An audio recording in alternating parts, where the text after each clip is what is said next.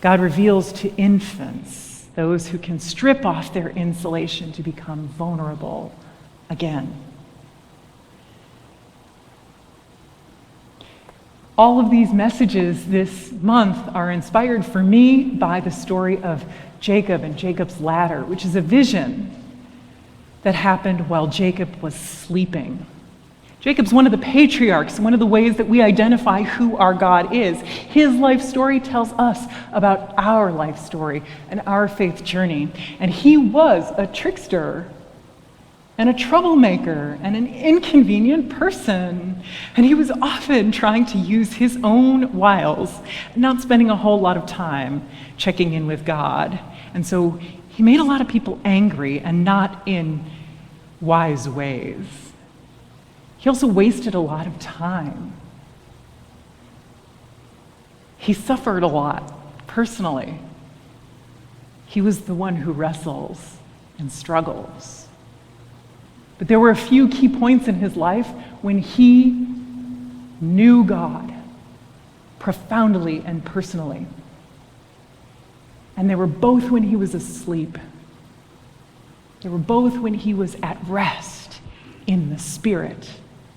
That's when his body and mind could be open to the creativity, to the imagination of what was not at the center, but was going on around the margins, going on in the sky.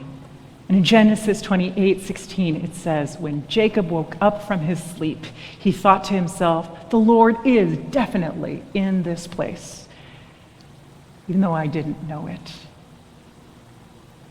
So my invitation to you, inspired by these words this week,